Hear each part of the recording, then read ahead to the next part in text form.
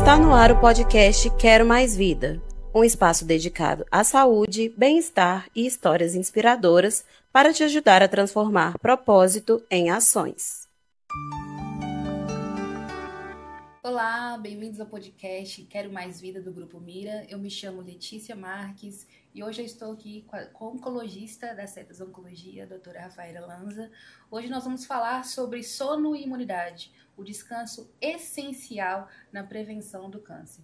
Doutora, hoje no nosso dia a dia, muitas pessoas gostam de dormir do lado do celular, que é algo que todo mundo sabe que é maléfico, mas todo mundo não consegue deixar de ficar sem o celular.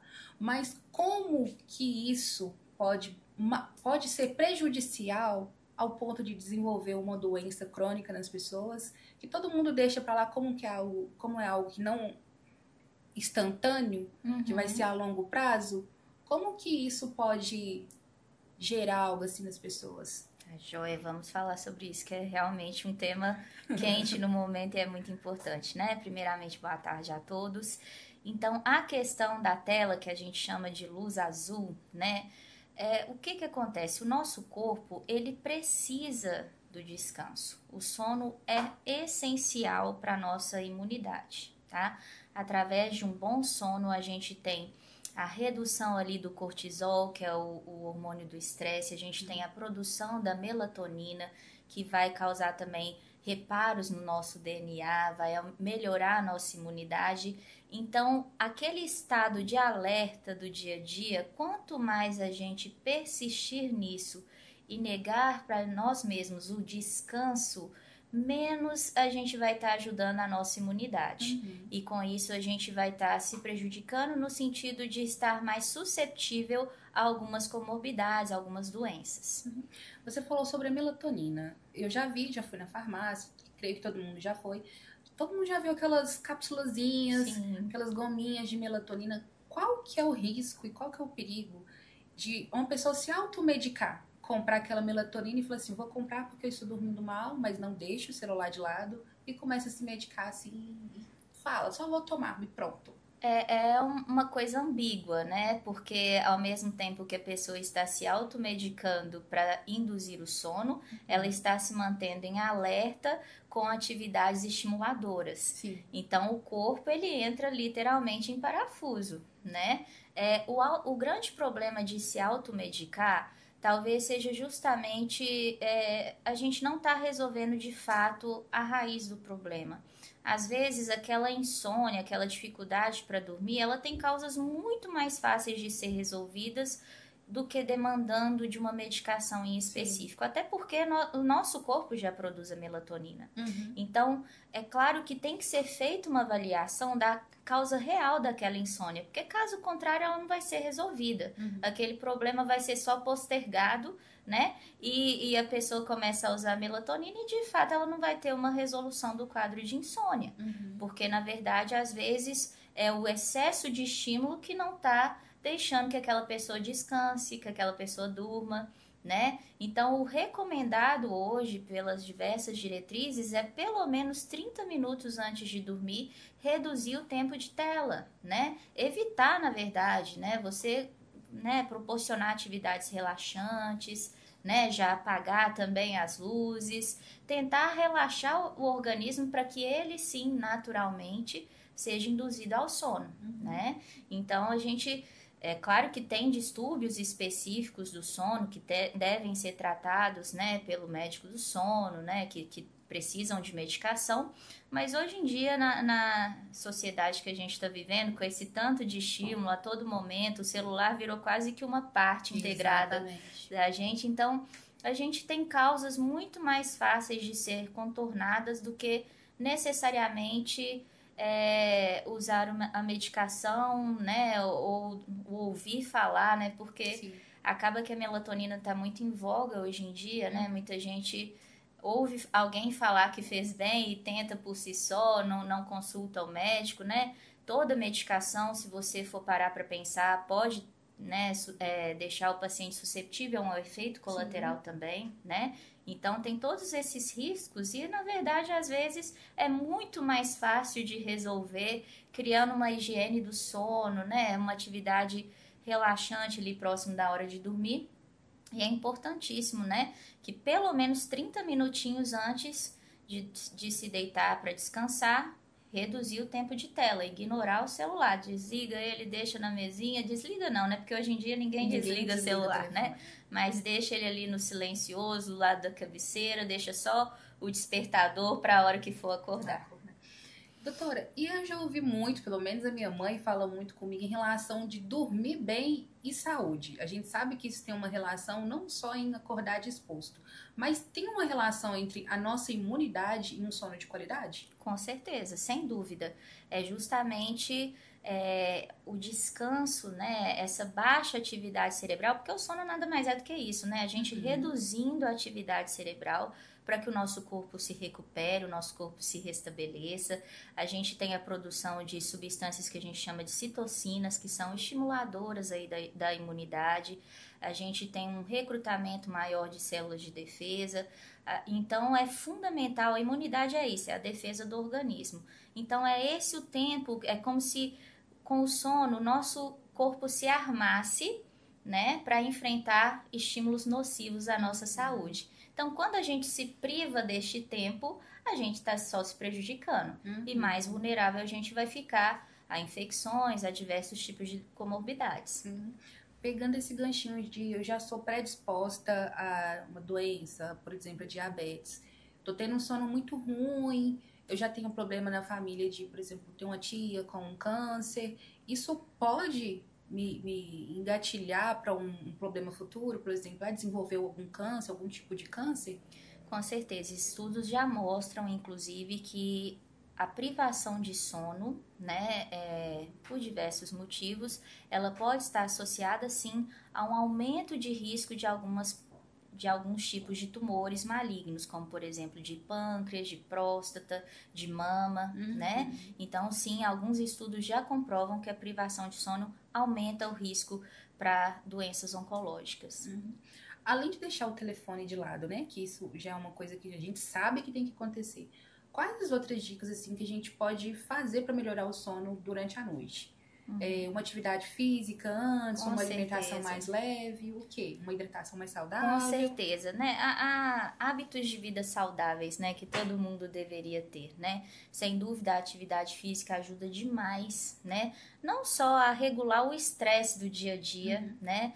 Mas ajuda também nessa regulação do sono, produz um relaxamento maior à noite, né? É como se o organismo mesmo entendesse que ele precisa descansar, né?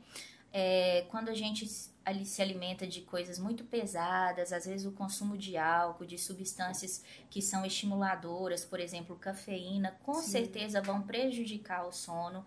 Então, são todas essas pequenas coisinhas que a gente vai fazendo que fazem a grande diferença posteriormente, né, e vão ajudar a ter um sono de melhor qualidade, né, inclusive atividades relaxantes, yoga, né, claro que assim, a gente sabe que não é possível para todo mundo praticar o yoga, mas é só um exemplo, né, existem outras atividades relaxantes, atividades até simples, né, treinamento de respiração, às vezes, hoje em dia a internet está aí super acessível, às vezes buscar na internet métodos de respiração que trazem relaxamento, né, atividades relaxantes também, ouvir uma música calma, apagar as luzes, reduzir a iluminação mais próximo da hora de dormir, tudo isso vai contribuir para um sono de melhor qualidade.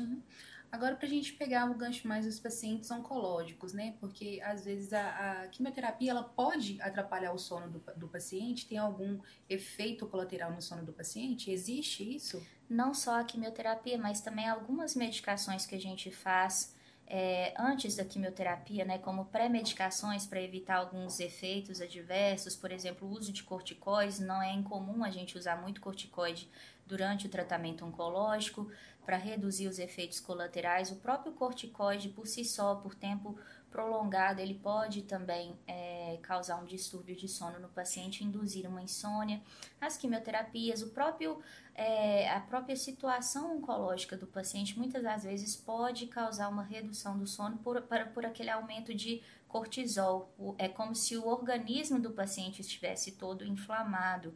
Então, a gente tem a liberação de muitas substâncias estressoras que vão causar aí aquele estado de alerta do corpo. Então, o paciente, em alguns casos, pode sim ter dificuldade para dormir, não só em questão, né, aí relacionada diretamente ao tratamento, mas a doença em si e também a medicações que a gente usa associadas aí ao tratamento, à quimioterapia, para reduzir os efeitos colaterais dela. E como que o paciente pode fazer para amenizar esses efeitos, para melhorar a qualidade do sono dele? O que a gente sempre orienta um paciente oncológico a fazer é tentar levar a vida da forma mais saudável possível, né? A alimentação tem que ser um grande foco do paciente, né? A gente pede para comer sempre alimentos saudáveis, evitar, né? Por exemplo, esse exemplo que eu dei da cafeína, mais à noite, tem que ser evitada, né? Quando o uso do corticoide é essencial para o paciente, às vezes passar a tomar apenas de manhã, evitar o uso à noite, né? Atividade física, não é porque o paciente está em um tratamento oncológico que ele deve deixar de se exercitar, né? A gente sabe que muitas das vezes o tratamento vai trazer uma certa fadiga, uma certa debilidade clínica, né? Mas aquele paciente que já pratica atividade física, por exemplo, ele não precisa parar de se exercitar durante o tratamento. Então, essas medidas também são válidas para o paciente oncológico. Claro que com algumas especificidades, né, que tem que ser sempre relatadas ao oncologista, para que justamente o oncologista possa ajustar as medicações, né, rever o tratamento, para que aquele paciente tenha a melhor qualidade de vida possível.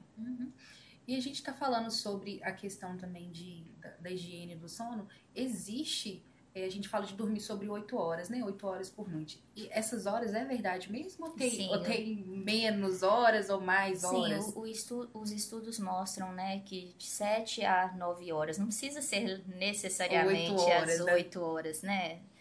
Cada organismo também tem um comportamento, né, diferenciado, né? Então, assim, a gente tem que saber também conhecer, né, o próprio corpo. A gente sabe quando a gente tem um sono de qualidade e acorda descansado, né, não acorda fadigado. Quando você acorda já cansado, parecendo que nem foi dormir, já é um mau sinal. Alguma coisa está errada, tem que ser revista, né? Então, não necessariamente todo mundo vai precisar dormir 8 horas marcadas no reloginho. Cada organismo é de um jeito, né? Os estudos mostram que, de fato, aí a média é de 7 a 9 horas, o ideal para a maioria das pessoas, mas cada ser humano é de uma maneira diferente. Então, o principal é você sentir que você está descansado, que aquele sono foi reparador, né? E que você realmente descansou. Sobre a questão da disposição. Doutora, você falou sobre acordar bem disposto, né? Às vezes, durante a nossa rotina, a gente está com uma rotina muito pesada, muito puxada, é a questão da ansiedade, do estresse também. As pessoas hoje em dia estão vivendo uma rotina muito acelerada e às vezes dorme só por dormir. É um sono que não descansa. É o famoso deitei e apaguei. Então já acorda com a cabeça acelerada, com a cabeça já doendo. Qual o impacto que esse sono pode gerar a longo prazo nas pessoas? Justamente, né, a gente tem algumas divisões aí do sono, né? Vocês já devem ter ouvido falar do sono REM, né? Do sono não REM. Então, assim, é no sono profundo, né? Geralmente o sono REM, em que realmente a gente tem a liberação das substâncias que vão ser importantes para a nossa imunidade. Então, esse sono superficial, aquele sono que você dorme, mas você tá alerta, qualquer coisinha te desperta, realmente não é um sono de qualidade. Então, quando o paciente ele tem esse tipo de comportamento ao dormir, é preciso ser revisto todas essas questões. Se é uma questão de ansiedade, o que precisa ser feito para controlar aquela ansiedade? Talvez, primeira coisa, identificar o que está te causando a ansiedade, que talvez seja também mais difícil, mas que às vezes através de uma terapia, através de uma atividade física, através de uma conversa com alguma pessoa amiga, isso possa ser melhor elaborado e, né, chegar à conclusão de uma estratégia de como resolver aquela ansiedade, né? Então, assim, se é um estresse cotidiano, né, hoje em dia, realmente, a gente vive um dia a dia que a gente tá ligado nos 220, olhe lá, né? Tem muita coisa, muita informação chegando a todo momento.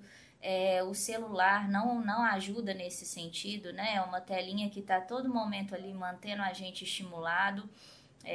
A gente fica naquela expectativa de receber uma mensagem, de ser respondido. Então, assim, a gente tem que reduzir esse estímulo, né? Então, por isso a importância aí de mais próximo de dormir, reduzir um pouquinho essas atividades de tela, tentar fazer atividades relaxantes. A atividade física, sem dúvida, contribui demais para isso. Então, uma vez que você identifique esse sono superficial, a gente precisa traçar estratégias para entender primeiro o que está causando e depois de como resolver, né, esses fatores, tá certo?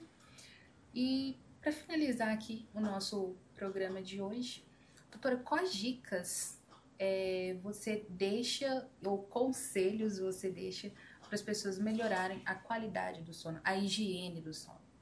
Então, a atividade física, em primeiro lugar, eu acho que ajuda bastante, né? Ter essa atenção de mais próximo da hora de dormir, reduzir o consumo de substâncias que são estimuladoras, cafeína, álcool, né? Evitar este tipo de coisa ao dormir. Alimentos muito gordurosos também são de difícil digestão, então o paciente vai dormir, mas o corpo está ali naquela luta para fazer a digestão, não ajuda. Sem dúvida nenhuma, reduzir, né, a exposição ao celular, à televisão, né, nas horas próximas a dormir, atividades relaxantes nas proximidades da hora ali do sono. Tentar estabelecer um horário, uma rotina, isso é muito importante também, porque às vezes o paciente tem aquela variação, né? Cada dia vai dormir num horário diferente. Isso impacta mesmo? Com certeza, porque a gente tem o ciclo circadiano, né? A gente tem um horário certo, o nosso organismo ele precisa de uma rotina, até mesmo para a gente conseguir prover essas horas de descanso que são recomendadas. O que seria o ciclo circadiano? Então, o ciclo circadiano é justamente, como se fosse o relógio biológico que a gente fala, né? A gente, em geral, né, a gente tem aquele horário mesmo que já vai nos dando soninho, que ali vão sendo liberadas substâncias que a melatonina mesmo produzida fisiologicamente, ou seja, pelo nosso próprio organismo, vai sendo liberada e vai reduzindo as nossas atividades cerebrais para que a gente possa descansar. Então, isso já acontece naturalmente, né? Então, quando a gente luta contra esse ciclo circadiano, a gente está desregulando o nosso organismo. Então, isso sem dúvida nenhuma, não ter uma rotina, não ter um horário correto para dormir, isso sem dúvida nenhuma não ajuda na qualidade do sono. É isso, doutora. Muito obrigada a todos que acompanharam o programa hoje. Obrigada a vocês pela oportunidade de falar de um tema, né, que às vezes é muito pouco abordado, mas que é fundamental. Exato. E durmam, viu? Durmam bem. Durmam bem, exatamente. É isso. Tchauzinho, gente. Esse podcast é um oferecimento do Grupo Mira. Abrace a saúde e viva melhor.